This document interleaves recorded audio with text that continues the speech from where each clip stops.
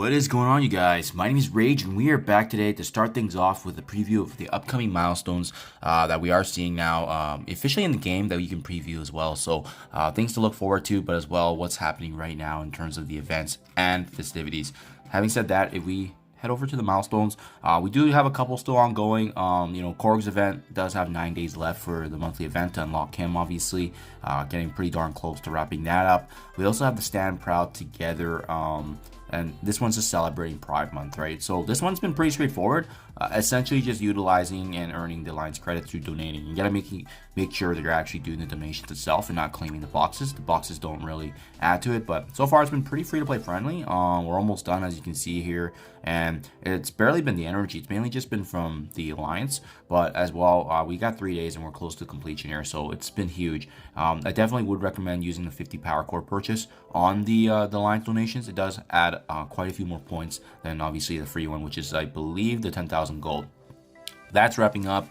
We had this Hit the Lights event that previously that's wrapping up today, but there is actually going to be a concurrent one, so we'll go over that. But essentially with this one, we're prepping for Darkdimension 6. They're giving a lot of materials here actually for the orbs, and how you can actually get through this is a combination of earning milestone points for it, either through going through the web store, going ahead and making progression to this milestone, but as well opening gold orbs accounts for 500 points. So that's huge, guys. If you have at least 32 orbs for the gold, it maxes out right away. That's basically what I did. I saved all my gold orbs, and keep in mind this is happening again, guys. So if I scroll to the right here, there's two events that are going to be live actually in a couple hours here. So you can see one being the Thunderous Applause in 7 hours, and then Hit the Lights back to back. So Hit the Lights, like nothing's changed with this one, same rewards and everything and so forth. Again, if you're able to maximize by using gold orbs, you can get through that just by opening each one, which costs 500 which is going to add 500 points for each orb. And again, if you're planning to do this over the span of a few days and you don't have the orbs right away, guys, you can in fact farm for gold orb fragments in the game too. Heading over to the Heroes Heart chapters, we actually have specific nodes that you can farm these gold fragments, adding to your opportunity for gold orbs. So we got Morbius here in 7-6 for the hard mode heroes. He's gonna reward gold fragments here. I believe we have it in chapter 5 here for Echoes 5-6. And last but not least, Anti-Venom in 4-6, also rewarding gold fragments. So that's how you can add that to your arsenal. If you're unable to get the gold orbs, you are able to farm that at least in a few days here for this event going live, and then you're gonna be able to amass that, and that should hopefully help you guys in your progression, as there's some pretty juicy rewards in the Hit the Lights.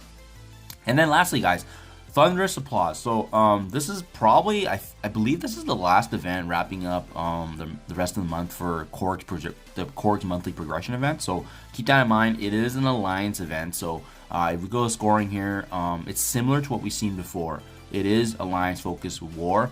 So winning or losing with nowhere, it's going to give you 100 points, as you can see. And then as well, it's spending isolate energy. So unfortunately with this one, you only get points for the progression here with nowhere, but it's mainly an Alliance milestone event involving the usage of isolate energy.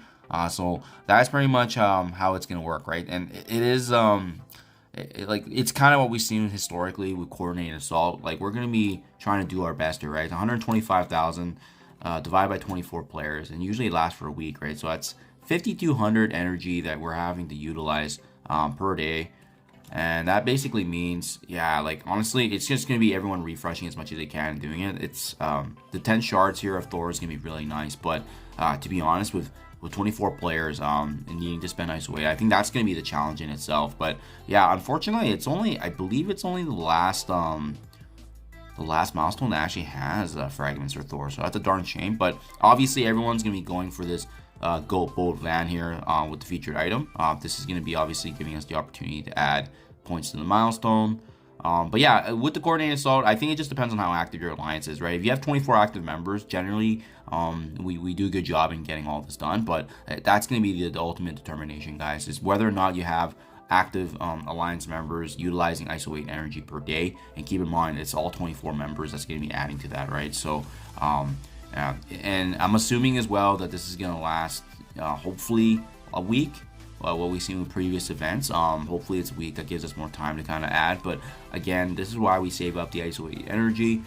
As you can see, I'm maxed out already, so I'm just saving it for today, obviously, and then making sure I'm going to be doing the refreshes too, if I get the opportunity to do so. But the good news is at least we have this new hard chapter for the ISO 8, so we can actually farm the blues, and as well the previous green if you guys are needing that as well. That's pretty much a wrap, guys, for right now. Events are starting today and are live right now. Things to be looking forward to. We do have the Avengers Tower actually coming in a few days here. So they confirmed that previously before. Something to keep an eye out for as well. Darkdimension 6 does launch this week as well. So that's going to be something to keep an eye out for. Just fun to see. And it's going to be great because what I love about the Darkdimension release weeks is that even when you're tracking it and once it starts, we're able to see the live the progression of characters, of players going through, and we can actually observe how their progress is being made. So right now there's nothing, obviously, because it's not live, but we'll start seeing Fate going through it. We'll start seeing some of the top end players that previously existed, like I said before, like even some of these folks on the leaderboards here. We're gonna get a chance once again to see Fate's Fury, these active players going through and utilizing gear, right, and utilizing characters, and it's going to give us a great sense of what to predict in terms of who are some good character synergies, because they're going to be trying to go for the one shots, and it's going to allow us to get some insight at least. And as we're preparing and building, it's going to take us, especially free to play, it's going to take definitely a few months or so, maybe even half a year plus. That's kind of what it took me for Darkdimension 5. So definitely good to be on the lookout for that. But I mean, pretty exciting times though. This is always a great time to see the theory crafting come to life in this game. So definitely lots to look forward to, guys. So let me know what you think in the comments below, if you're excited, not excited. But take advantage of the hit the lights milestones if we can, and as well save up that ISO 8 energy, because we're going to be needing that for Thunder's Applause. Thank you as always, guys. Do appreciate checking my videos, and I'll catch you guys in the next one.